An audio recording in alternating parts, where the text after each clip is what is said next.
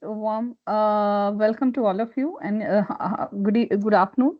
Good afternoon. Yeah, we are entering to the evening part of Saturday.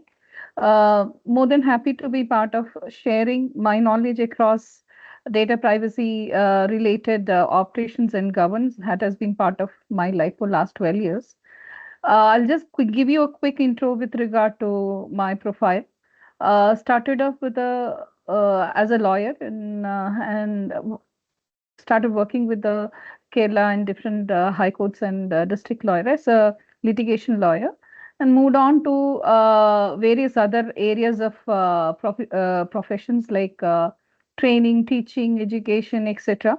And then moved to the corporate sector. I was also part of Pan India legal firm as an external attorney.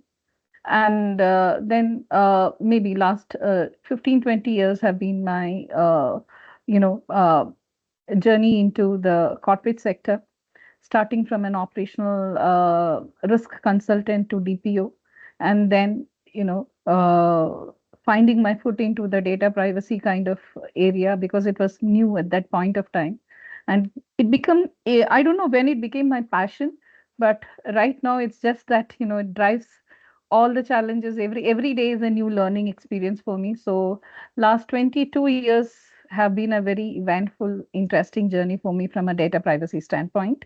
And it's great to connect with you all, sharing the experiences and hearing from you as well. How we can build after all the DPDP implementation and various other regulation that we are part of. Most of the organizations are today a global organization, and hence there are a lot of regulatory requirement and security details that we have to look at from an operational standpoint as we hold different roles in various organizations. So this would be a very high level kind of a presentation where I trying to bridge regulatory requirement vis-a-vis the privacy by design and security by design area, and how an example of operating models, governance operating models, etc., could be built in to see that we have a very continued and a very compliant way of working and could be adopted to any of the organization. I've not kept it any particular industry centric or a sector centric. So I would like to make this particular session more interactive. If there are any questions, more than happy to take it and have those discussion happen. And without much delay, I will just get on to my presentation. And once again, thank you for joining the call and thank you for having me here. I'm just switching off my camera. Please let me know if you're able to see my screen.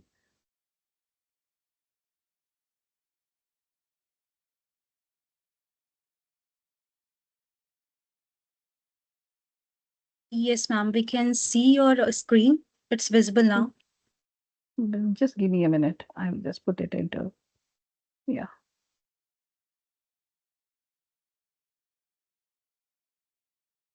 I'm not sure whether it'll, yeah.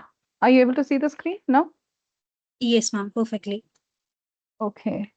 So the session introduction, I introduced this topic as data privacy regulation and practice principle, privacy by design and security by design for enterprise compliance. As I said, this is a very high level. I've not have not detailed anything here. Any discussion, any industry insight would be most welcome. The session will explore why privacy matters to all of us.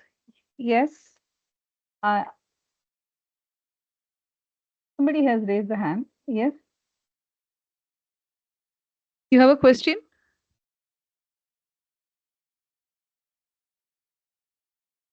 Okay, the session will explore why privacy matters. We'll have a very high level overview of global regulatory landscape, core privacy principle versus practice gap, the concept of privacy by design. Very again, it's a just a high level understanding of privacy by design, integration with security by design, how enterprise operationalize these concepts through governance, engineering practices, and the risk management framework. So this is the overview of what the session will explore and cover.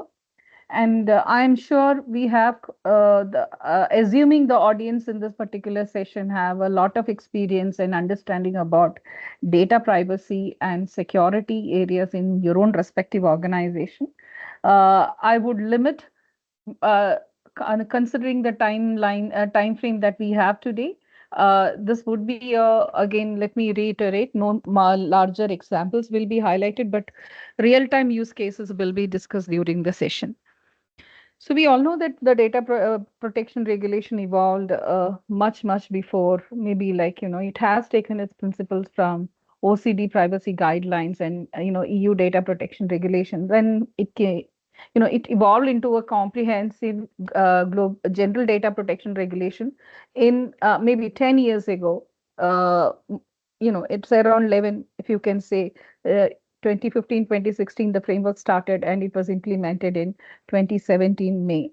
And we all, as an organization, try to see that how we can implement, take the essence and spirit, see how compliant we can be for this regulation so that the business continuity happens without any larger risk associated with the non-compliance part. So now, considering this, why does privacy matter for any organization today? It's largely to do from financial and reputation. If we don't have a the way it sits today in various industry, or how we look at it from a compliance standpoint, is that it is critical in safeguarding this trust, ensuring regulatory compliance, and enabling responsible data driven innovation. So right from GDPR 2016, 2017 to today, it is almost 10 years, and number of privacy regulations have been passed, which I will touch in the next slide. And today, what is more important, we have seen number of security breach, incident breach, data breach, which actually erodes the trust and the reputation of the organization. And over and above, the financial risk, the cost for non-compliance and breaches are very high.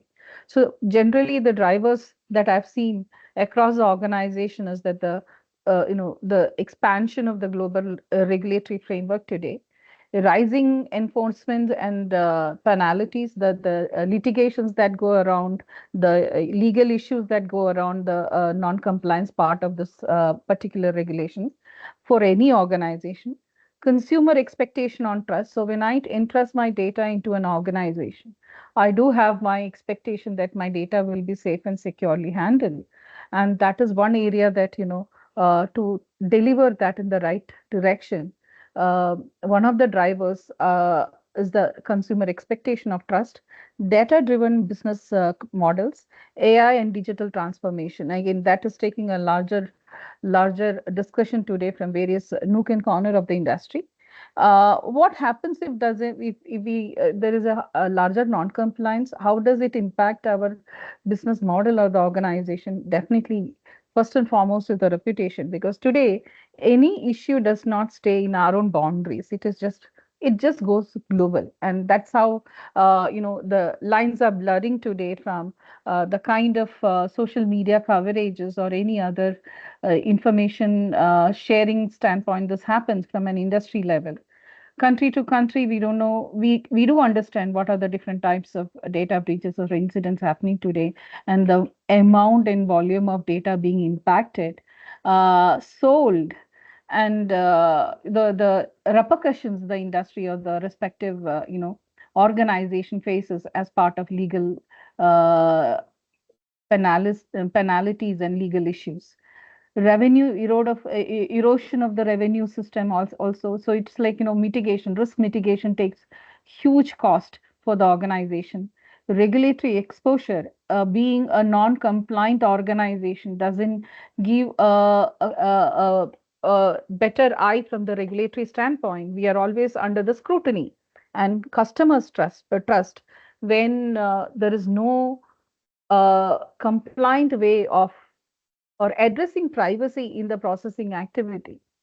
The trust from the customer, based on the prior three areas, that gets eroded. And these are the major areas from an industry discussion on the way it has the trends and analysis and other areas of case studies have provided. Why it matters today, it is more to do from a reputation risk, financial risk, erosion of the customer trust. That's where the compliance makes larger implications, and it's no more a taking the compliance box. It's more than that, building a culture of privacy into our ecosystem. So, so major global, regulations imposes significant penalties like GDPR up to 4% of your global turnover, DPDP Act up to 250 crore, and sectoral regulation increasing their enforcement, penalties separately. So, most importantly, today, privacy is viewed beyond legal compliance, and it is now a strategic enterprise risk and trust issue. I would say trust enabler rather than issue. If we have a robust, compliant, privacy-backed data, processing activity or business model, then that ensures and it becomes an enabler for larger customer to, you know, uh, to have the business with any organization, and see that it becomes today any certified organization with ISO 27701 certification or the kind of audit areas that we have mentioned, then it becomes today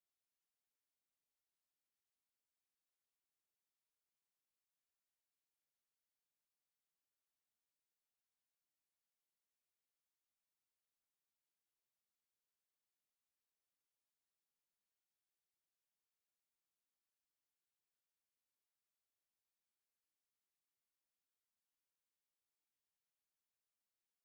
with Hello, ma'am. I think we can't hear you. You're not audible.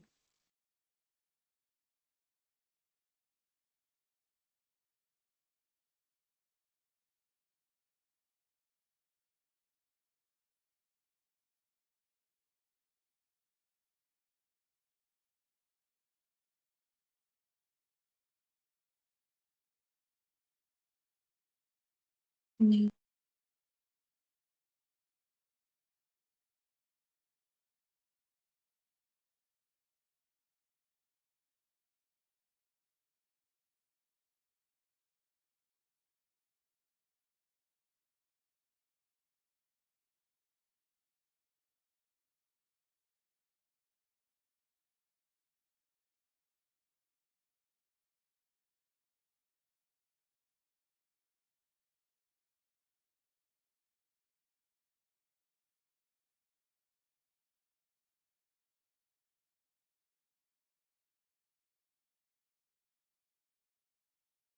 I think there is some internet issue with the speaker. Let her join in some time. I'm trying to reach. Just give us a second.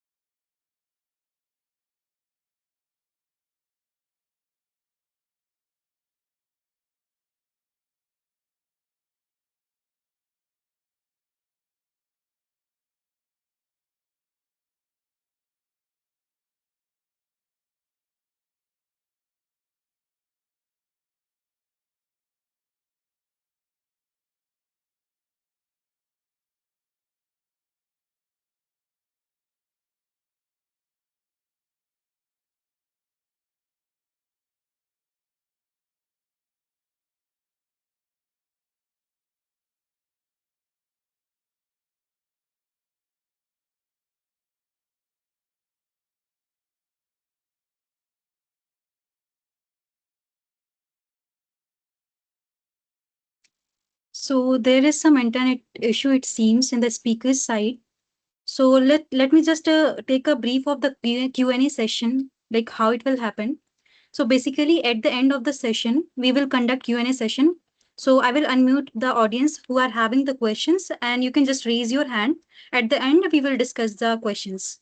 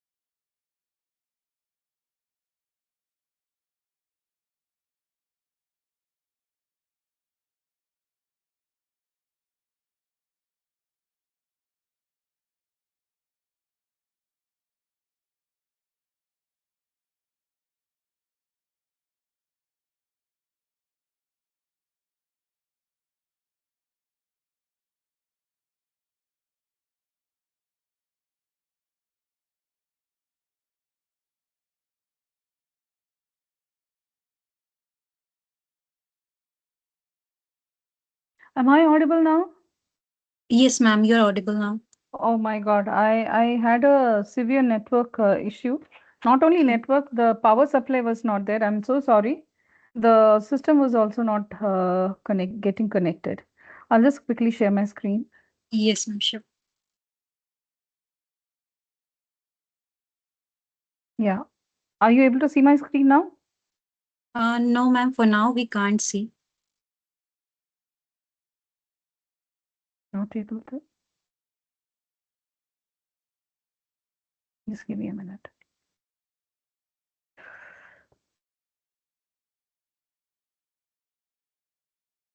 Hopefully now.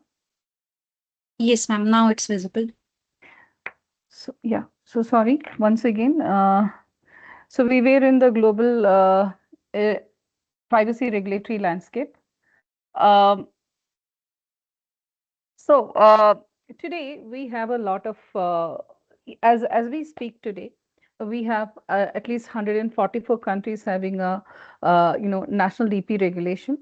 That is around 82 percentage of the world population, and there are major regulatory draft as well ready today. So in a matter of couple of years, we may see that a robust data privacy regulatory in implementation across all the nations. And the key major regulation today, we from an organizational standpoint, we are looking at GDPR, DPDP Act, CCPA, LGPD, PDPA, and PIPL, and various other regulations as well.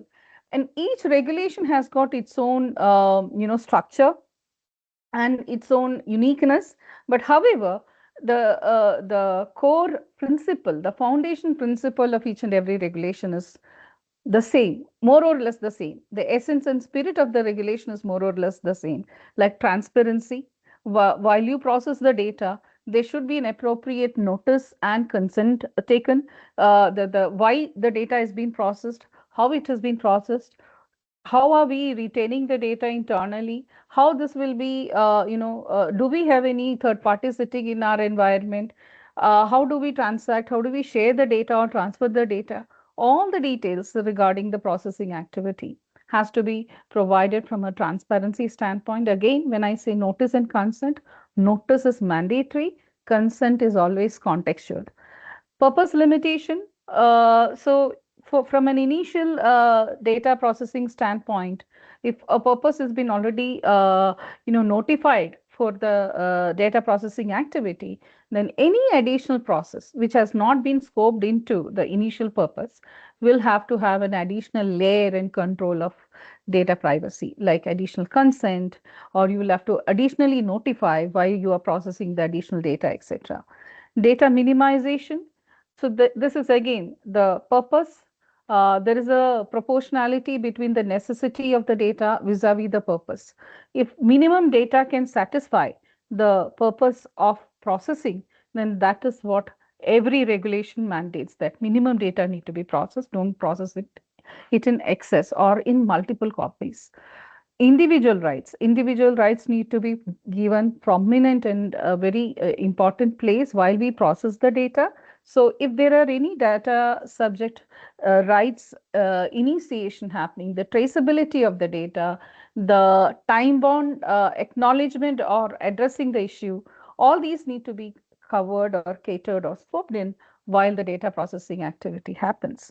Safety and security, largely what we talk about, technical and organizational measures to safeguard the data within our own data processing environment, that has to be predominant. And every regulations provides a very what is a very broad level definition around it.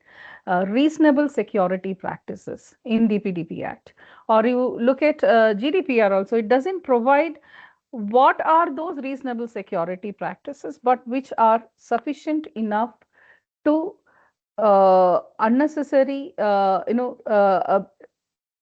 sufficient enough to safeguard the data from any unnecessary, intrusion or identifiability or privacy related other misuses, or it could be authorized, somebody uh, having an access to the data. All of these need to be appropriately controlled within the organization.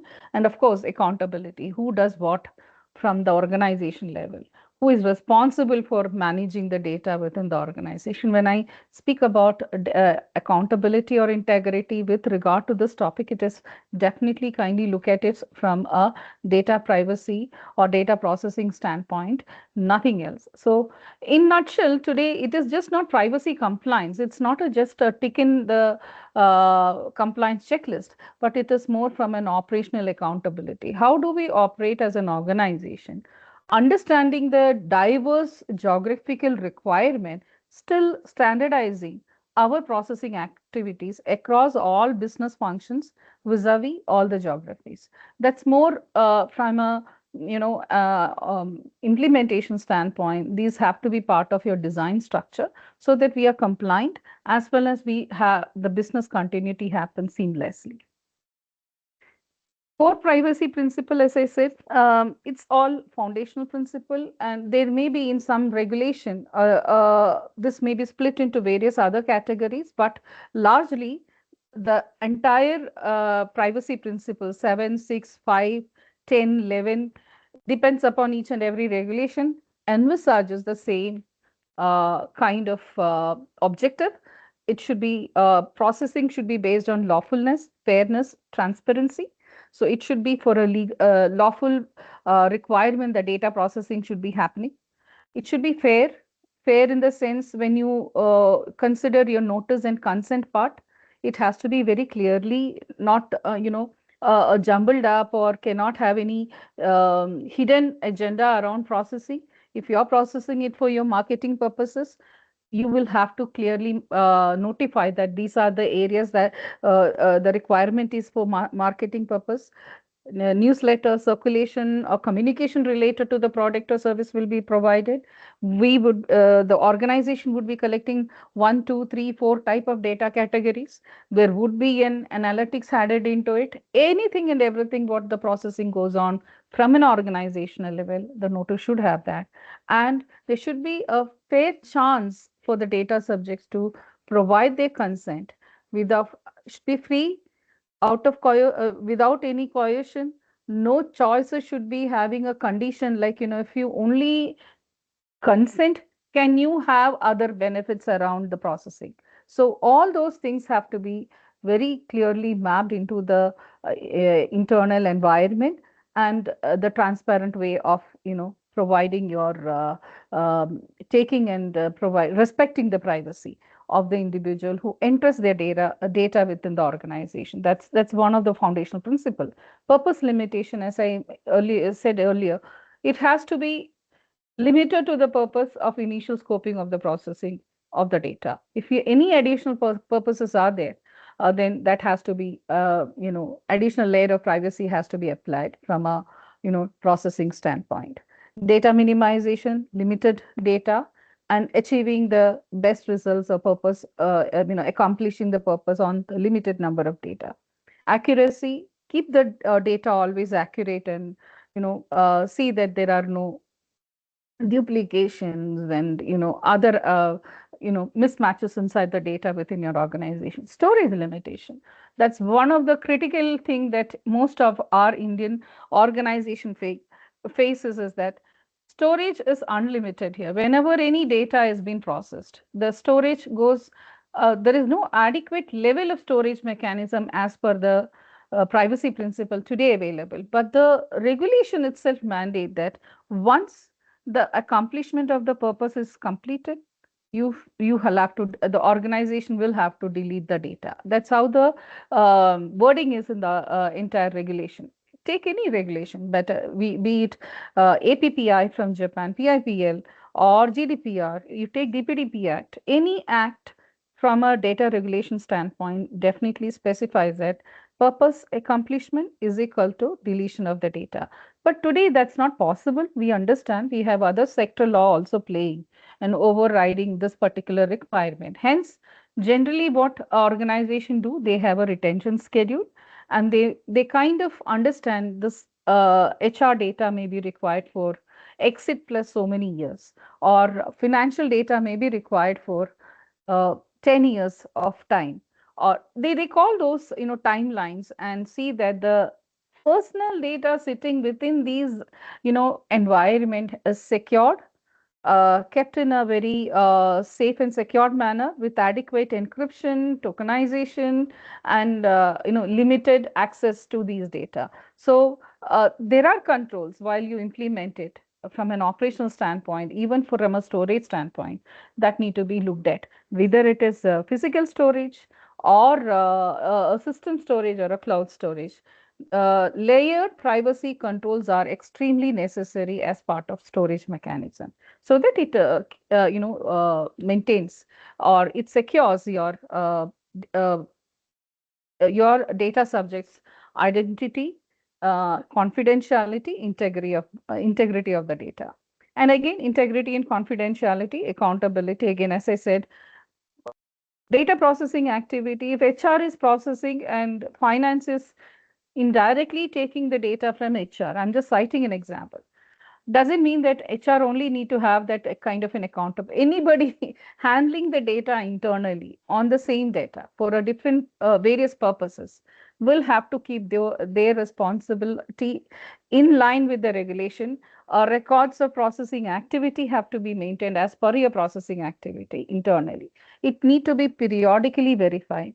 If you have a third party environment, then that need to be appropriately assessed. This is a continuous monitoring environment based on the principle. When we talk about privacy principle, this has to be embedded in all the stages of your data lifecycle inside the organization. For example, data minimization should influence system architecture, data collection forms, data retention schedules, analytical design.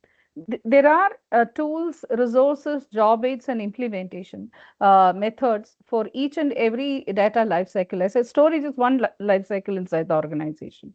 Right from the entry point to the exit point, these principles and the rights have to be included into your environment to see that we are totally compliant with the regulatory requirement. Now, what are the general gaps identified? How is just, from a practical or pragmatic approach, there are gaps identified from a principle, operationalizing the principle vis-a-vis the practice.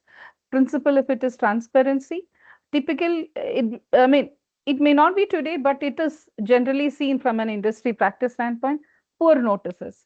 So you will have a very broadly written notice which where the purposes are not very clearly identified, or it could be a very technically worded kind of a notice, so that the data subject who are giving their data to your processing activity, they don't understand. So the law is very clear on all these areas that it has to be very simple, easily understood, from a DPDP standpoint, it goes a little further, stating that those notices will have to be translated into the respective regional languages. Today, it recommends 23 languages, including English. So that is the extent to which DP regulations are taking their stance on simplifying things for the data subject, just to make it easier for the data subject to provide the data, but not hampering or hindering the business continuity of the organization. It's kind of a balance between the data subject rights vis-a-vis the business continuity in the organization. Of course, there is a change management approach or the framework that need to be put around if an organizational maturity is not up to the mark of the regulatory requirement. So that requires a lot of planning, understanding, and then implementing, including privacy into all your decision making process, all your processes is extremely important. So it becomes easier for the organization to transcend from one particular stage to the next. That adaptability is extremely important. So privacy notice, what would be the root cause? Generally, what happens? So privacy can, I mean, data can enter it from various, endpoints in the organization. Largely, what happens, there are systems and structures or model where it becomes a siloed approach, like technical team have a disconnect or only from an ad hoc basis connect with the legal and compliance or the global data privacy office. But that has to change if the gap has to be bridged. So there should be a plan at the right from the planning stage. It should be more from a proactive standpoint that these principles have to be embedded into the system, whether it is technology, process, people, any environment, third party. So these are the larger areas that we are looking at. So data minimization, excess data capture, it is good to have. No more it is good to have. It is only must to have. This is just this much is enough for me to process the data. That kind of a shift has to happen. Business pressure again, purpose limitation. It is again a function creep. Sometimes what happened? Okay, we already have this data. Again, going back and taking the consent additional, It's not like, what you say, it's not a convenience today. Privacy is not, cannot be bargained for convenience. It has its own regulatory footing today. If there is a non-compliance for additional data processing, then we are, as a controller, data controller organization or a processor, liable for facing any legal consequences. So weak governance, could be the root cause. Accountability, there is a proper documentation gap and no ownership. So this is like passing a parcel kind of. It's not my data. So actually, I don't process. It is processed by somebody else. See, this kind of conversation is being identified, and from an industry standpoint, accountability is something which extremely important when there is a data processing activity, especially when there is an incident happening inside the organization. If you are not able to understand from where the incident happened and the ownership of the account, the particular incident is not able to be identified, it actually hampers the regulatory reporting, notification to the data subject. These are all time bound from a regulatory standpoint. You have only 72-hour window after knowledge of the incident to report to your data protection regulatory body. And in some regulatory requirement, in some geographies, you have to report to the data, notify to the data if impacted notice data subjects. So if you don't know where the ownership lies, everything becomes a difficult process, and this actually hinders the proper, compliant way of functioning of the organization, and thereby facing a lot of regulatory and legal consequences. So from compliance to operationalization. Now, as I said, the traditional approach was that, mostly reactive. Uh, So policies, training, and legal documentation, and that's it. You had done number of this policy have been updated, number of trainings have been completed for this month or this year, and specific legal documentation is there. Couple of clauses are available, we are good, is what we understood. But today that's not the approach. Today you need to integrate privacy into your product design, process, system, and data lifecycle, your vendor management environment, data architecture, and all your AI systems. That's another additional responsibility and responsible way of using within the organization. Any technology or digital enhancement comes or advancement comes for benefit of the human activity, be it an organization or any other. It need to facilitate. It can never, should never be a negative consequence arising out of it. Unfortunately, we do see that within the organization. So all of your processes have to be documented today. And if it is not documented, our basic audit, it's just not audit. From a regulatory standpoint also, it is not done. If you have not documented your processes appropriately, it is considered to be not done it in your organization. So regulators increasingly expect that the organization demonstrate appropriate operational controls, audit trails, system level safeguard. This minimum three has to be there. That's a minimum baseline. And this means that privacy must be embedded across your product lifecycle, process development, support services, data governance, and vendor ecosystem. So today, privacy is extremely important, not only from a compliance standpoint, the way the culture within the organization is transforming, new possibilities, innovations, AI, digital advancement, all of these things are creating a lot of requirement that we become a much more privacy centric, privacy embracing organization rather than, issue management, getting into issue management and creating additional cost to the organization.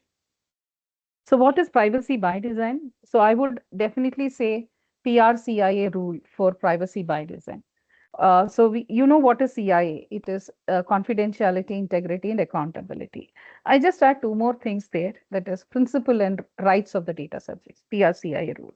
So what is privacy by design? It is just embedding privacy considerations into your design and architecture of the system and business processes. Simple.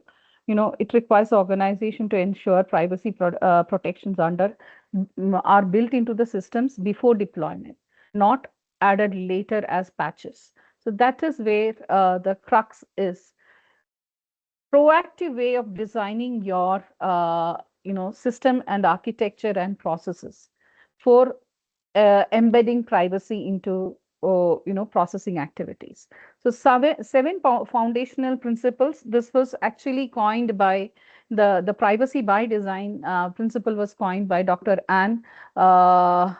What's her name? Anne. Just give me a minute. Anne Kovokian. She was a Information and Privacy Commissioner from 1997 to 2014 or so in Canada. And she designed this privacy by design framework, which was later adopted by GDPR under Article 25. So that's how the framework is very extensive, which she has championed it. She has written a lot around this particular what is privacy by design. It is more proactive in nature rather than not should not any privacy requirement should not be looked as a reactive way of approach within the organization. It has to be proactively implemented. Privacy as a default structure and privacy embedded into the design. As I said, process, system, architecture, vendor, cloud, you take anywhere, any system that the organization is part of processing the data, the privacy has to be embedded into it. Full functionality, that is positive sum. So what does that mean? Uh, for a privacy embedding, for a design embedding privacy into the system, no other functionality should be hampered, or it should be privacy plus innovation plus business value, not privacy versus business value. It should be a continuous way of it. Nothing should hamper each other, should not come in between each other, should not be contradicting each other. It should be a positive sum rather than zero sum. There should be end-to-end security, visibility and transparency. That's another area. If we have multiple data processing requirements in a larger organization, especially the significant data fiduciaries today, we have to have the visibility where our data lies. What are the entry and exit points of the data? Where do we share the data? How do we share the data? Are there cross-border transfer of data? What are the geographical areas or requirements that we have mapped in? It is an end-to-end life cycle that we'll have to look at from a privacy by design. Respect the user privacy. If somebody is coming for accessing the data, if the data subject is asking for their rights, see that it has to be a time-bound activity and it is easily addressed and acknowledged as per the requirement of the data subject. Example, when designing a customer analytic platform, instead of collecting all personal data and anonymizing it later, the system should collect only minimum necessary attributes. So initially, that was a traditional approach, collecting maximum data for analyzing in depth. But today, as I said, the law is very clear, or the rule is very clear: necessity versus the purpose, the proportionality between this. If you have limited data, and is there an alternative for such requirement? How can we minimize the privacy risk around our particular process? These are the way we can look at from privacy by design to be embedded into the organization. Security by design, CI, confidentiality, integrity, and is the basic rule under that. So integrating security controls into system architecture from the earliest stage of development. Again, both of this, if you look at privacy by design and security by design, these are all very proactive way of looking at building and embedding secure system in processing and managing your environment. Core controls are encryption, access controls, identity management, secure coding, monitoring, logging, incident response facilities, etc. So in a way, we do say that privacy and security are closely linked, but they are distinct in their own way. Security protects the data from getting, any kind of uh, protect from breaches. Privacy ensure that the processing of the data, collected, processed, and usage of the data is in an appropriate, compliant way. Privacy and security overlap because security protects the data from unauthorized access, while privacy governs how personal data is collected and used and shared. So, uh, there are certain differences in the way the design has to get into the organization, but always the what do you say, the privacy has to go hand in hand, and will have to verify the design or security design within the organization, whether the adequate privacy controls are available or not. So how do we, embed privacy and security together, integrating enterprise model? So privacy plus security plus governance, that gives a better overview of who is doing what, where the data is sitting, how the layers of controls are available today in the organization, and how do we integrate and do not reinvent the wheel in different processes in a siloed manner. So system architecture review has to be done.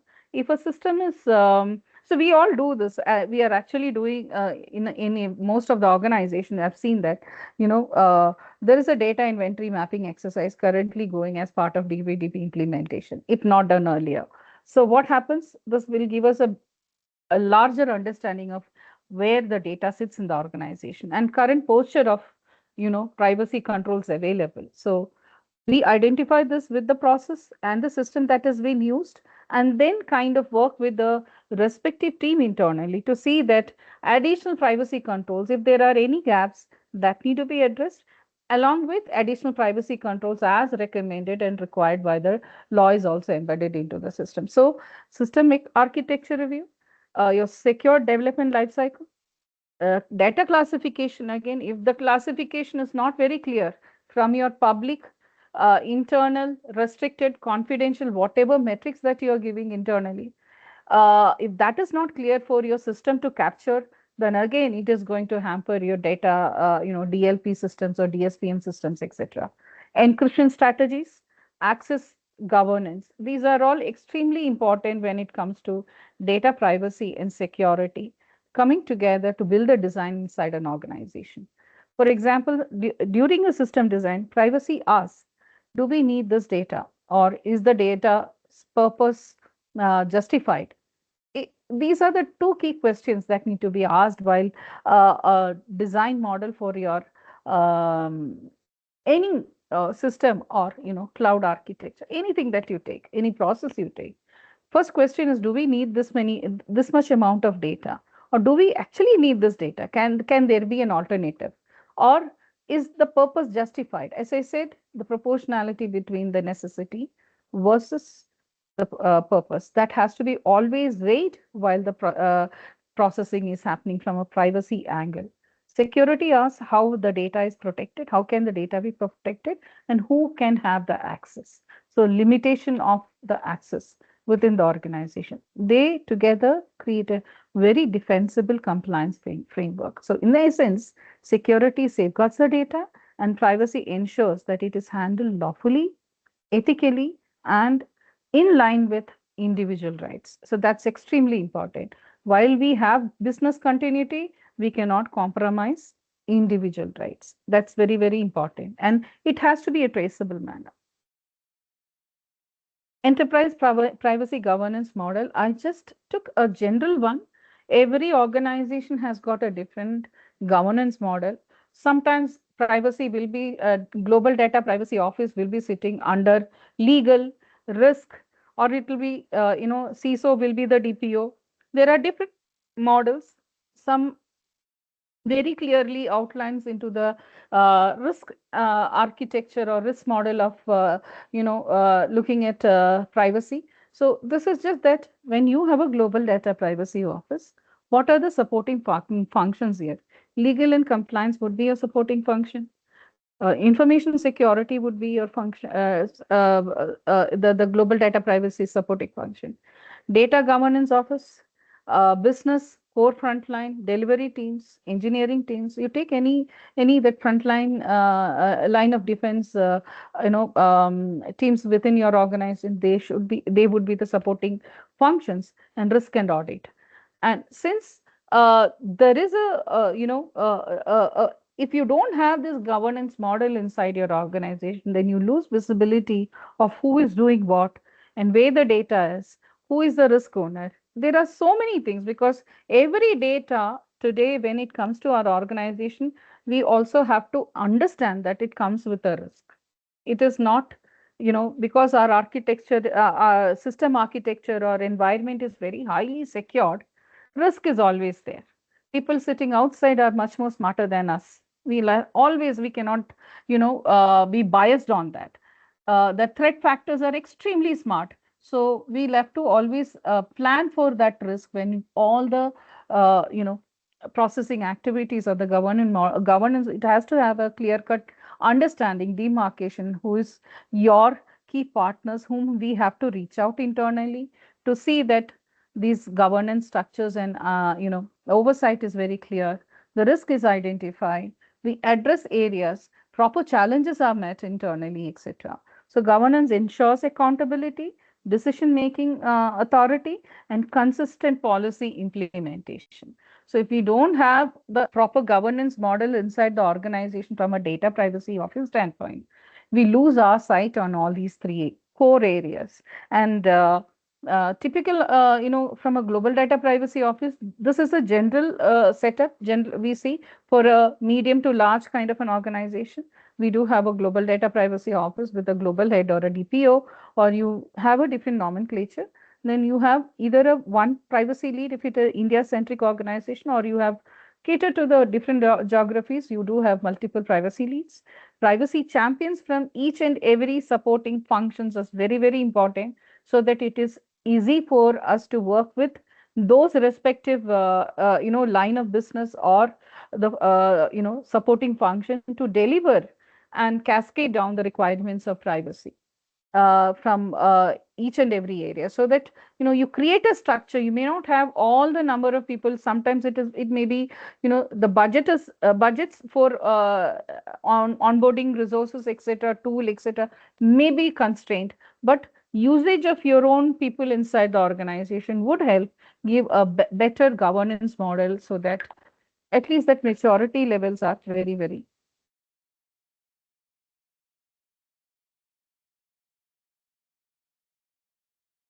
Hello. Yes, ma'am, you are audible. Yeah, thank you. I thought you're calling me Deepali. No, no, ma'am. Thank you. Operational privacy controls. Generally, again, PRCIA rule. Principle, privacy principle, individual rights, confidentiality, integrity, accountability. This goes into all your privacy control, all your privacy transactions, all your risk assessments. So data mapping and inventory exercise, extremely important to understand where your personal data lies, what are the personally identifiable data, what are those sensitive categories that requires an additional control, which need not to be accessed by the need to know basis only, that need to be the rights need, I mean, access need to be modulated internally. So all these things require an angle of PRCIA, data mapping inventory exercise, that gives you an understanding of enterprise-wide data, personal data sitting in various processing areas. So you can roll it out function-wise, you can roll it out enterprise-wide. Uh, Privacy impact assessment or DPI, one and the same. Impact assessments are crucial for, and it is mandated by the regulation for all the new processing activity. When there is a change in the process, when there is a third-party vendor coming into your environment, all of this, in privacy impact assessment, risk assessment, this is another risk assessment exercise need to be provided to understand the risk and the impact within the processing activity and to the data elements that are processed and to the rights of the data subject. Vendor risk assessments again, we an additional layer of control that you can look at it is that when a vendor risk assessment from a privacy standpoint goes, also work with your information security team to get an approval that we do have the standards, similar standards of safety and security environment in the extended third party service provider as well, so that your privacy concerns are addressed accordingly. No additional, you know, what do you say, security standard related assessment the privacy team has to do. You can actually come together and see that one particular vendor risk assessment is rolled out. Data retention governance. Data retention governance extremely important. What data need to be retained for how long?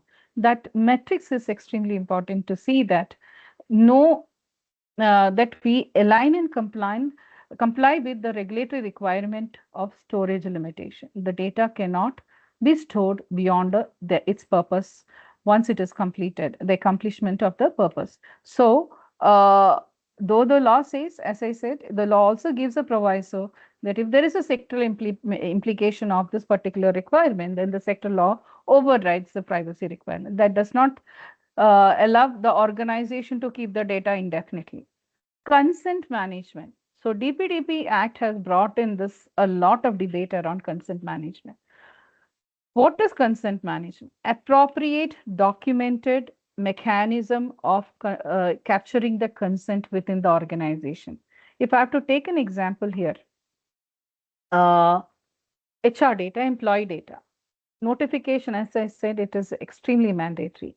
So right from the talent acquisition team to the exit management, the consent need to be recorded in the right manner. So if there is a tool that helps the organization to onboard candidature data, then that tool should have a disclaimer notice stating that the data will be collected for so and so purpose.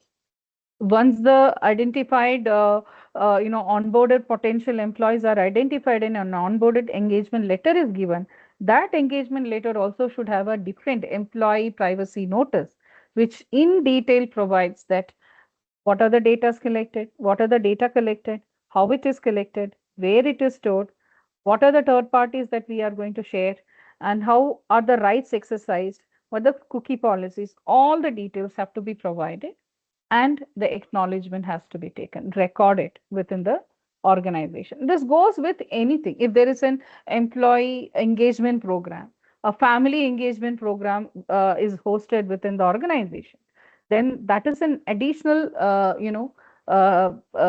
activity that you're doing on the data already available.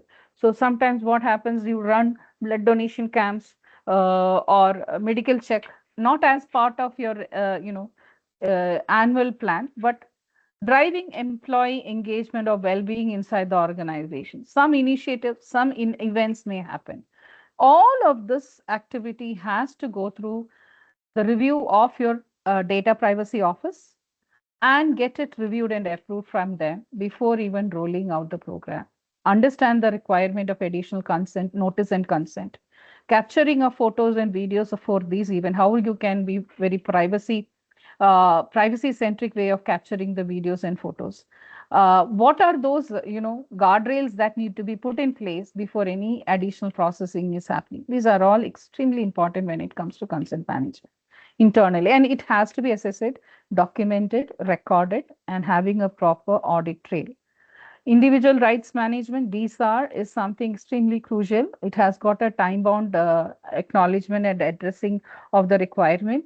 30 days is generally that we look at. So as soon as we get an request from the data subjects, it has to have a proper traceability, initial email going and acknowledging that the verification of the data subject, and then closing out of the requirement. All of these have to be a systematic, as I said, principle oriented, duly looking at the confidentiality and integrity and accuracy of the availability of the data inside the organization. So every aspect from an operational control standpoint has to be documented, recorded, need to be anytime from a regulatory audit or internal audit, it has to be appropriately provided as well. Data mapping exercise provides visibility into what personal data exists, where it flows, and the flow of the data, the system flow of the data, legal basis of processing, cross-border transfer of the data. Today, another layer that we are looking at is SECs, DPAs, and transfer impact assessment as part of cross-border transfer of data. So these are all very, very crucial controls that has to be in place while we are looking at data protection or privacy embedded or privacy by design kind of an approach, while implementing inside the organization. So just an overview of privacy in product or process development lifecycle once again. Privacy checkpoints across SDLC. Concept phase, you'll have to have a privacy risk assessment. Design phase, data minimization review. Development phase, secure coding standards. Testing phase, privacy validation. Deployment phase, access control verification. This is the way we can patch. How can you do this in your organization, in any organization? I just kept it very general. This is minimum that from a privacy by design has to get into your org. There are any much more matured models that can be implemented, but I'm talking about the baseline based on the current regulatory landscape that we are addressing as a global organization, where we have multiple data subjects from different geographies and volume of the data we don't know. So this has to be integrated within your organization to see that basic baseline of your privacy data processing activities are in compliance with the regulatory requirement. This is achieved through privacy checkpoint storage, processing and engineering playbooks, and automated compliance tooling. Today, we do have automated compliance tooling. If there is a budget constraint on getting it from a GDPR standpoint, Global Data Privacy Office standpoint, plug in into the existing system from an information security or any other technology. Have that integrated method of working together rather than siloed way of how we can do this, how I can achieve it. Most important for an organization, it is not I, it is how we can together see that build a robust system inside the organization so that the data provided to us is secured and the trust is built on a longer relationship standpoint. Privacy engineering model, technical architecture covering data sources, data ingestion, privacy control layer, and secured storage. So one, if you have a cloud storage being licensed to your environment, you're creating a data lake. You're creating a data lake, one system, for example, SAP or CRM system data has been migrated into this particular cloud storage. What are the data privacy layers, control layers that has to get into this? We'll have to, the privacy, global data privacy team has to sit with that particular team, see that these control layers are implemented.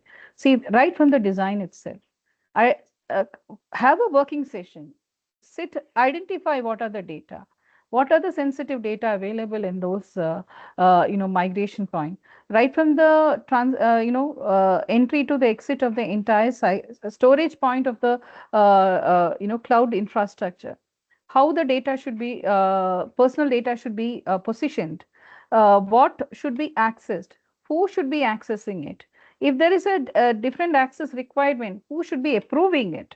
That is what I'm saying, accountability area.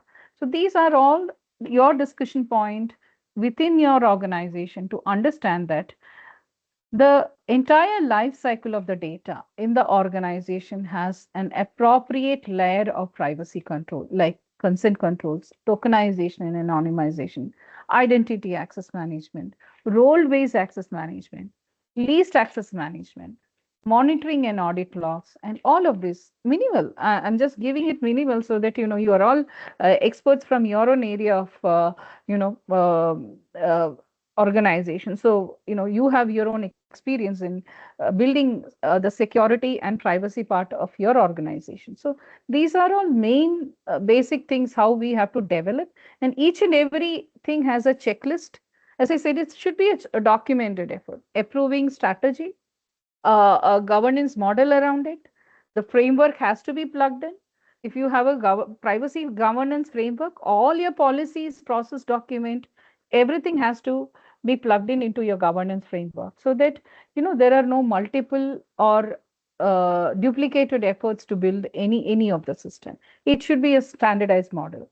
Many mature organizations implement privacy design reviews before product launch. Yes, that is how it is. Today, it is just not, you have a legal contract, you have a policy, privacy has just reviewed and approved. No, every system, every stage of your life's data processing activity, and data processing as defined by the data privacy regulation is anything and everything that you do, handle, how you handle the data inside your organization, collect, use, transfer, view, access, report, analysis, visualize, do anything.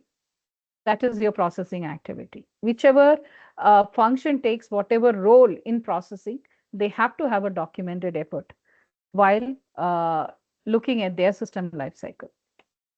Privacy and emerging technologies is just an understanding here. So these are the new risks that we are going to address from an organization standpoint. One, AI. It's a heated debate across all the industry, corporates, and every network I see. Every other day the network group will give me artificial intelligence related, this was been discussed, that has been discussed, and we have also implemented, but not understanding the privacy risk embedded or privacy risks that may arise out of such implementation.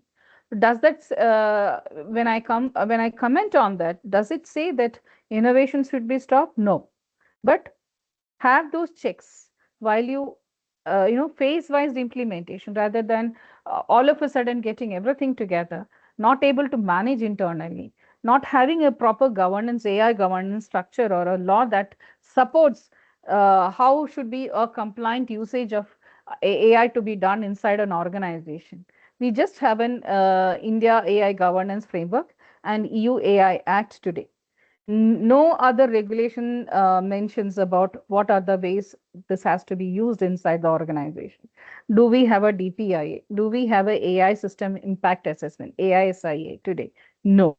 So most of the organization has adopted all these things, but I'm not sure how far it has been privacy centric. So these are the new risks that we are looking at. Big data analytics, again, as I said, one area is cloud storage architecture part of this, and need to be designed as part, should be going from a privacy by design standpoint. Cloud ecosystems, cross-border transfer of data, additional responsibility. Do you have your, if it is towards, is the country where we transfer the data whitelisted country, permissible list of country, adequacy decision, SCCs, DPA, data protection agreement, BCRs. These are the major requirement when you look at data cross-border transfer of data. One, from a legal, legal basis of transferring or processing the data. Now, from a country-specific standpoint, does the country advocates or does the country's data protection law mentions about data localization, sovereignty, residency? These are the three areas that we have to do constant check when there is a data cross-border transfer of data. In such case, your transfer impact assessment should resonate with those data privacy regulatory requirement of the recipient country. And you also need to have a security risk assessment questionnaires as part of TIA. So it is a combined effort of Global Data Privacy Office and your CISOs or Information Security Office to see that the cross-border transfer of data scopes in all the requirements of the regulation as well as the technical and organizational measure to transfer the data from a safe and secure manner. Data encryption in transit and in at rest. How do we do it? What are the encryption techniques that has been used? All of these things have to be captured when it comes to cross-border transfer. It's a new risk.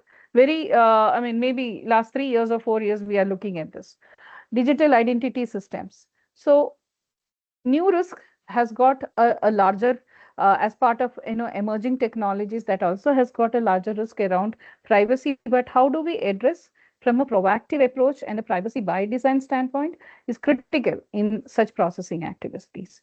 So AI system can process large volume of personal data and may introduce risks such as profiling, bias, lack of transparency. This is a common thing. There are other things also as part of this.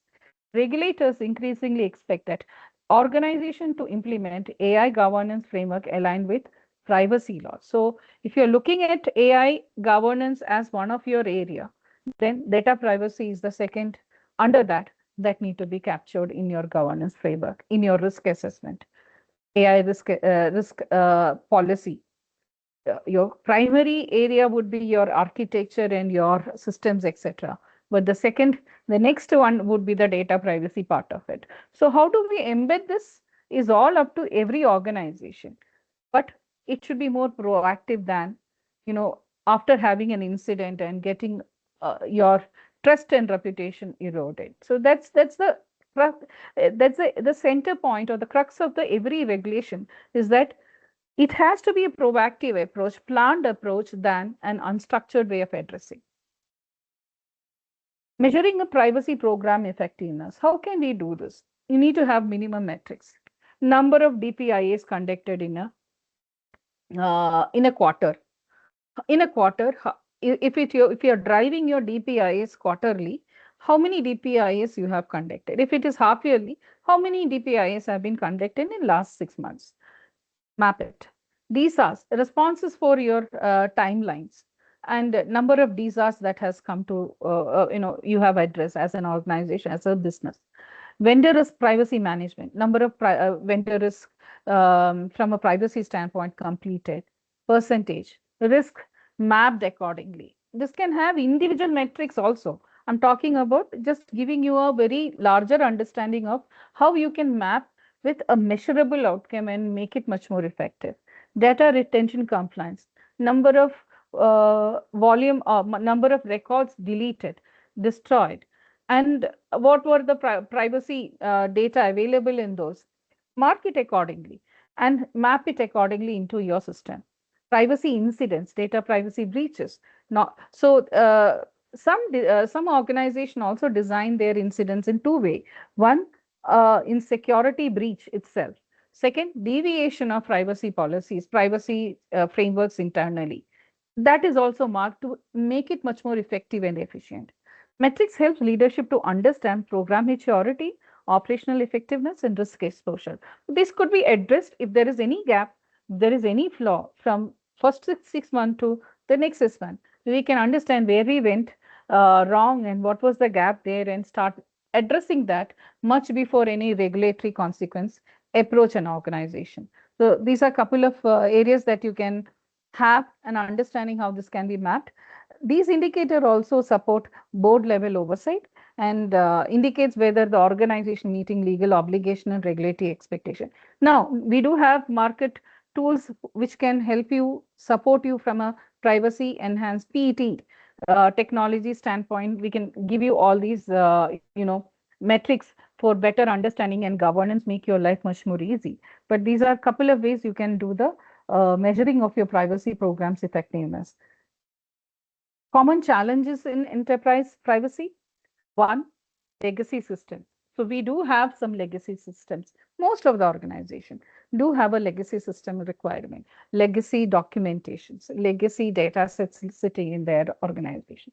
Transition, as I said, change is constant. Change is the only thing that is constant. Managing change, transition, change management is little strenuous and challenging for most of the organization.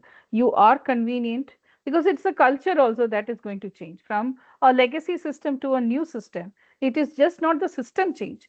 The people also need to change their mindset. The way the skill also need to be changed as part of the new system adoption. So there is a lot of work from a pragmatic level that you have to do when it comes to addressing the challenges in these areas. Data silos, again another area that all of you will be agreeing to. There's a lot of data silos today, and you don't know which data is where and who is doing what. Sometimes that visibility is not there.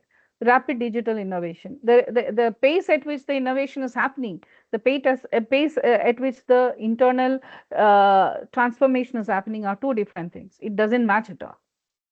The business resources does not match with at which the innovations are happening. So there are different challenges at different levels that an organization has to address when it comes to enterprise privacy being implemented into an organization from an enterprise level. vendor ecosystem. So that is another gray area for most of the organization. We may onboard a vendor, but the vendor may have a third party or fourth party with whom the vendor has got some other processing activity based on the initial processing that we have from a contractual standpoint might have, asked the vendor to do it. We have transferred that particular processing activity. We need to also look at what are the third parties and fourth parties sitting who are sitting in their environment. We need to verify that at the onboarding level itself, right from the negotiation point itself, so that we are aware of our risk associated in the vendor ecosystem. It's not just their system and process, but also sub vendor systems as well. Because today the privacy regulations very clear. Any issue in these ecosystem, processes ecosystem, the data processor is liable only to an extent, but larger, accountability lies with the data controller. So that has to be very clearly defined in your legal documentation, like any agreements, etc. Also have to be timely, communication plans have to be going into these vendor ecosystem as well. Again, cross-border regulatory conflicts, lot of conflicts are there. And when you look at challenging the your example, if I can take it, very strict laws like Russia and China today, they don't allow the data to travel outside their country. So even if from a business continuity standpoint, if you required, all the personally identifiable data should be remaining in their environment. Only the quantified or aggregate data can move out of their organization. So sorry, their country. So how do you geofence it? How do you, from a system standpoint, how do you fence it that yes, this data will not go and this has to come within your organization? I mean, it can transfer out of that particular country like China or Russia. How do we do? There was in my one of my previous organization, there was this at the time the Russia-Ukraine war was going on. So there was typical regulatory communication by the EU region that data coming out of Russia cannot be, has to be doubly scrutinized before even transferred into the respective business within EU countries. And based on that particular regulatory communication, Russian Data Protection Authority, Roxamendar, they also notified that no EU data, no Russian data can move out of Russia and cannot sit within any of the data processing or be it a parent organization in EU region. It cannot go. It has to be completely migrated. And there was a window where we all had to work on a project that move entire data into the Russian region. From the businesses had to change their requirement there, their operating model there. They have to completely migrate all the Russia related data, the client, the employee, and other customer data into the region. So these are all, understanding. There's a very big regulatory challenge. All of a sudden, if, due to the geopolitical condition, if these things are decided, organization will have to immediately put a plan and start working. That's a challenge. That's a major challenge today. As today we are multiple geopolitical challenges that we are addressing. So data is another area that will undergo these cross-border regulatory conflicts. um, the regulation may not match, adequacy decisions may not match, but the business continuity have to go due to various other business requirements. So these are, pros and cons of having, how do we weigh, still look at privacy, and then how do we weigh it inside the organization. So legacy system often store large volume of personal data without modern control. So that's the reality today. So addressing these issues requires enterprise-wide transformation, not isolated compliance initiative. That's extremely important. I am doing something from a GDP office standpoint. Information security team is doing something. Um, Data office is doing something else. uh, Marketing team is doing also some other similar kind of an exercise. Instead, various team doing their own, isolated compliance initiative, integrate it into the system. If my data inventory mapping can plug into data flow analysis of information security, plug it, bring an additional layer of privacy control there. So these are the ways that we can work together as a team rather than, as I said, having that siloed approach of working.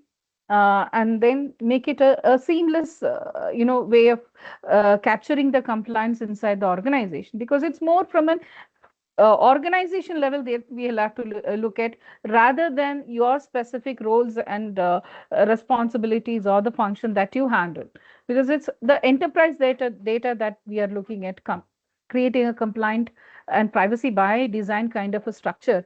uh, it doesn't matter whether it is, me as a DP or somebody else. It has to have that continuity inside the organization. So roadmap for enterprise privacy maturity is just an understanding here. Phase one foundation, you have to verify your policies, recheck your inventories, and remodel your governance structure. If it is a traditional one, remodel it for the current, most innovative, and the accepting and adopting the current requirement of any business like innovation, AI, digital platform, etc. So your governance model and the accountability under that, your RACI metric also have to change, undergo the change as per the requirement of today. Operationalizing DPIA is mandatory.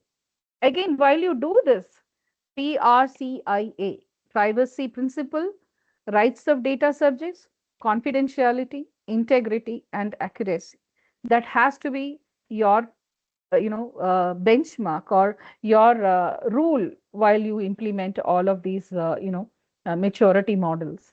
The vendor controls and engineering integration, whatever new technologies are being engineered into your system and environment for any kind of integration projects, etc. That would be your next requirement. And optimization, automation is extremely important.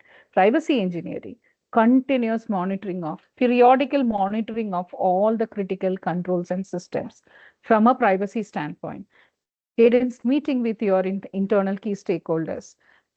Challenges to be, placed in front of the your leadership level meetings. These are all something that has to be. It doesn't mean that you're doing so nicely everything is fine. No, you need to also bring in those challenges, address that in a common platform, see that this is socialized internally. You create a policy within your infrastructure, keep it, no use. There are employees using, from a day to day standpoint, they do have their role to bring systems, and they do work on the systems and requirement as part of their role. So policies has to be sensitized, educated, training has to get into there regarding the policy, and your system, the way it has to function has to be provided to your employees and people who work with you. So sensitization of your policy, sensitization of your process, the do's and don'ts, etc. While you onboard a new technology like AI or new processes that you're bringing as part of product enhancement, product development, all of these have to be simultaneously be part of your maturity model. So initial focus will be policy and governance, then the organization implementation, proper operational processes with the privacy by design and security by design embedded into it, integrated. Finally, mature organization also, as I said, automation is wonderful, engineering, privacy, and advanced analytics. So key takeaways from today's session is privacy is a strategic business enabler. It is a business enabler today. You can't say that yeah, I've done this, my privacy checklist is done, DPA is completed. No. How do you add value?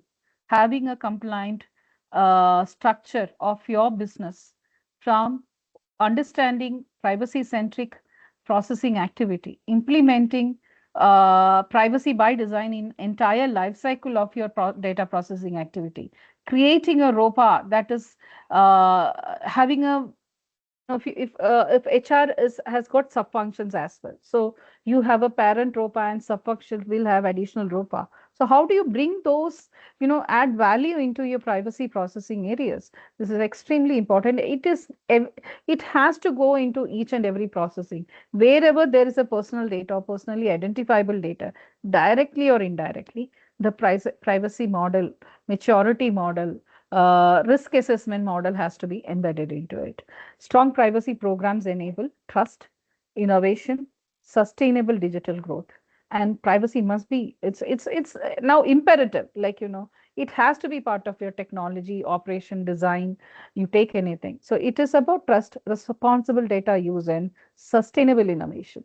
So if you're not having any privacy centric kind of an approach, none of the organization or the client partners would want to look at. Even today, when we partner from a B2B or B2C standpoint, one of their first RFQ, and if you look at from an RFQ or any other question of query standpoint, what are your data privacy practices? It has got credible number of questions addressing the requirement of data privacy. So it is just not, as I said, it is just not a compliance tick box. It is a business enabler. It is the way someone has to trust, uh, provide their data into an organization, be it from a business standpoint or from a customer centricity standpoint. That trust can be built through having a strategic and a very planned governance structure and a framework where privacy by design and privacy centric operation models are put into part of your data processing activity. Otherwise, you it's not any more workable for us without a privacy centric approach. So I would like to conclude saying, when privacy becomes part of leadership DNA, the organization does not comply, they lead with confidence, credibility, and conscience. That is where it is. Consciously understand privacy is part of your data processing activity. That brings culture into your system. Once the culture is built, then compliance is just it just happens like that. It's natural and organic. So that's what my presentation is today. If there are any credible questions or discussion points, we can take it. Thank you. Yeah, thank you so much, ma'am, for the wonderful session. Now we can start our Q&A session. So if anyone has any doubt, I think Suresh sir is having some doubts. So I'll just unmute and yes, Please. I think, yeah. Hello, Suresh sir. If you have any doubt, you can ask directly. Uh, you see, as I agree, you saying that this is a very high level presentation. Okay, so what we did is basically we clubbed the DPDP data protection and GDPR, and we are broadly dealt the privacy thing actually. I Hmm. was looking for some kind of differentiation between what clearly falls under DPDP and how it is different from GDPR, and in Indian context who are complying with DPDP Act, what is that extra GDPR covers or what is that extra DPDP Act covers? No, probably that would have been. I mean, I was expecting that kind of slide where you Yeah, differentiate between this thing. yeah, Nonetheless, even if you explain now, that would be useful, ma'am. yeah. So I would actually see, making what my objective was to see every regulation. As if we have 10 regulation, if as an organization I cover scope in around 11 geographies today. So I have understood that covering each and every geographical requirement may not be possible for as an organization or as a team today. How can I make it more simple Indian for context, only yeah, Indian so context, I was asking. Indian context I'm saying, sir. So let me tell you this. The every data privacy regulation, so if EU GDPR Act has 99 articles, India has got section close to 40 44 sections and one schedule. So by and large, it has got the same similar taste, similar sense, similar spirit. It may only differ as per the certain specific areas, where we don't have a definition on sensitive personal data. We have create a different nomenclature for data subjects, data controller, significant data fiduciary. and cross-border transfer of data. Initially there was a data localization that has been removed today. Government is going to come up with the those listed countries where the data can be transferred. So in the event of EU India signing the trade pact, we may also get an adequacy decision as part of EU India data transfer. These are all, we are expecting for things to happen. Having said that, what we are looking at is the principle oriented standardization of operationalizing privacy as an organization. So you don't have to reinvent even when a new law comes in, because the privacy principle across the law is the same. Uh, so some law says transparency, some says accountability, some says integrity, and they may split it into 11 or 12, but the coverage of the principle is the same. So if you create a Okay. structure in your organization which is backed by the privacy principle and the design added into it, you are you have a standard approach across the geographies that you operate. So that was my objective of bringing here the entire Okay. Okay. presentation. Understood? So, Right. see, Right. The regulation is spirit anyway of it. available for us to read. Sorry. Just come back, ma'am. Please. What did you say last? Finally. Yeah. So that's what I'm saying. So this presentation was my objective was to make it easier for the whoever is attending. I'm not sure who the participant, what industry background everyone is coming. This would be a general approach where it is principle, and that's the easier way to do when you are No, having no. multiple I geographies to. understood, ma'am. You can, Uh, I mean, I understood. What I have understood from your Sorry, briefing is, I didn't I didn't plan to do from a GDPR versus DPDP Act standpoint, because that's available everywhere. I mean, you will have your own external partners providing those details. But I thought I'll make it from the experience that I have, make it a much more industry specific, how these design and principle can work internally, and see that, you cover the scope in all the geographies that you operate, or no, it no, is no problem, only ma'am. India here. Thank you, sir. Understood. Thanks for the Thank you. question. Can I ask any question or somebody else is in You can queue? see somebody else is also rise. KK is what Okay. I see. Someone else is Yes, we have more audience as well. Okay. Quickly, I will only mention my point. If it so coincides, you may clarify. In one so of sir. the enterprise privacy governance model, you were saying you were describing some support functions. Yeah, Okay. yeah. When I say XYZ or support functions, I will need to say which are the operational functions, means line functions. Okay. Hmm. I was Yeah. thinking the engineering oblique business oblique core frontline delivery team is falling under support functions. Is it correct? Or So according to yeah, you, what is not support function? That would have been agree, helpful in. agree. So for me, what my key area I was addressing global data privacy office. Okay. So if you look at data privacy office, global data privacy office, then your front line of defense, your second line of defense, your third line of defense. How you categorize as per each and every, this line of defense is very clear for each and every organization. So from an engineering delivery digital standpoint, the organization that I represent, for me, the digital innovation team, core engineering team, ENRD team, on all these functions would be the frontliners. Then you will have second line of defense, which I am also part of, and then you will have third line of defense, which is audit, and that's an independent body there. But what I was looking, I mean, presenting, my objective of presenting that slide was from an GDPO standpoint, who are all your key stakeholders or internal key support function where you have to work together.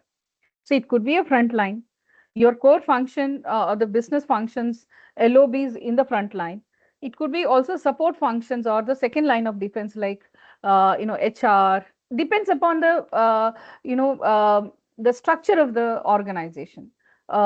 If it is only an HR organization that we are looking at, then that would be their front line, right? If it is a HR organization, if an organization is only doing what do you say, onboarding HR, what do you say, data, supplying this for various other entities, etc., then that would be their structure. So what I thought from a GDPO office standpoint, You have your front line, you have your second line, you third risk and audit is definitely independent. You need to coordinate with them and update them, apprise them based on whatever policies, process, controls, all of these things are your risk management work, your risk register, your risk policy has to integrate into that. So that would be definitely there.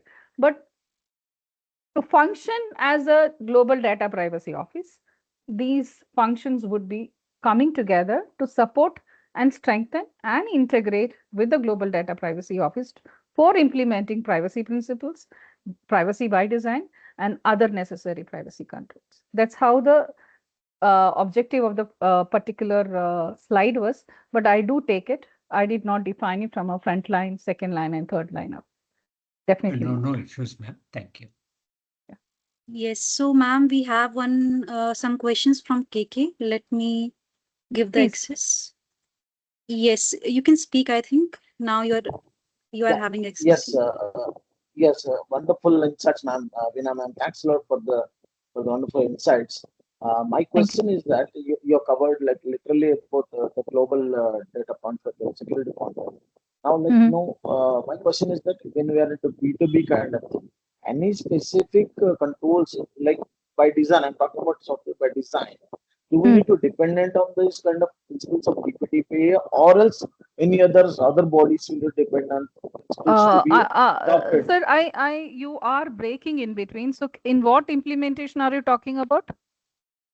I mean, I'm a B2B market kind of thing, B2B B2B model. privacy kind of thing. Yeah, so Yeah, B2B model, if you so there are a couple of areas that you will have to be extremely careful. B2B model, what is the client, the business client, how are they sitting in your environment? What are the processing activity around that? Is it just design, implementation, engineering, etc.? yes, Then yes, then if that doesn't capture personal data at all, you'll have to identify that in your environment, and then the controls have to be put in place. But definitely, when you have a legal instrument onboarding the B2B kind of a client in correct. your environment, then that particular legal instrument, like a contract, has to have need to have this data privacy clauses. If it is in a EU jurisdiction, then you'll have to look at SEC or a DPA as part of your legal instrument. These are extremely important areas that you'll have to work with, and your legal and compliance internal team will have to work on. You'll have to work with that team to see that this is part of your illegal instrument or contractual tool. And while you onboard, while you partner with them, what are the Yeah, various considerations with regard to data breach? And if that data breach captures any personally identifiable data, confidentiality indemnity clauses have to be accordingly, worded, and things have to be provided.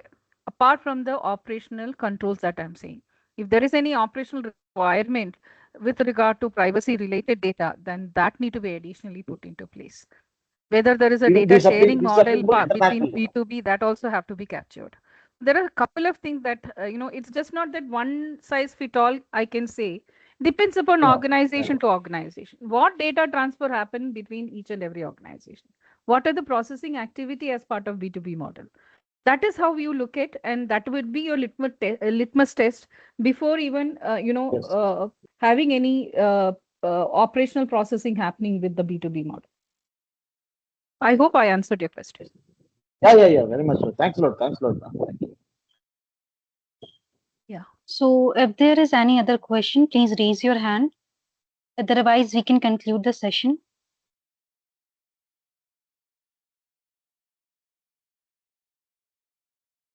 I don't think, ma'am, there is further questions. No problem, So no problem. we So, can conclude. yeah.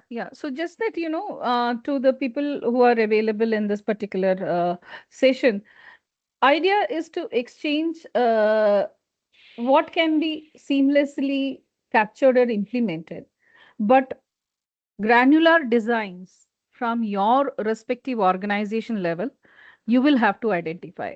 But area is what are the data processing activity, how this has to be looked at, and what are the ways the controls can be layered into the environment. Again, all depends upon the processing activity that from a vendor environment, B2C, B2B, or your own core processing area, what is planned for is what decides your process privacy controls. And that's how you embed the layers of privacy controls inside your organization and systems. That's it. Certifications are good. I can see a couple of comments here.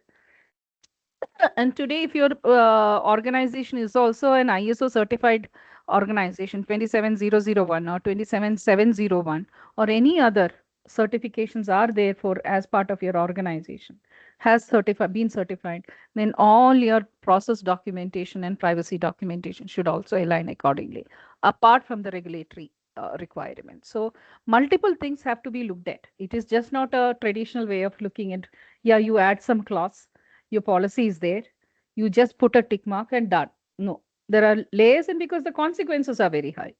It's just not monetary alone, it is reputation, it is trust. Hence the modeling of the privacy control is very unique to each and every system, but generally what you can do is what I have presented. Thank you. Sir, Suresh sir, you have raised your hands. Is there anything else from your end?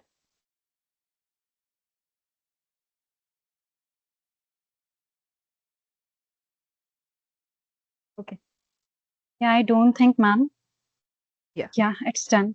So thank you so much, ma'am, for your Thank you. valuable time and insightful words. It was truly a wonderful session. And thank you so much, everyone, for your participation and attention. We can conclude the session. Thank you so much for joining. Have a nice day. Thank you, ma'am. Thank you. Thank you all. Thank you all. Thanks for the session. Yeah. Have a wonderful weekend.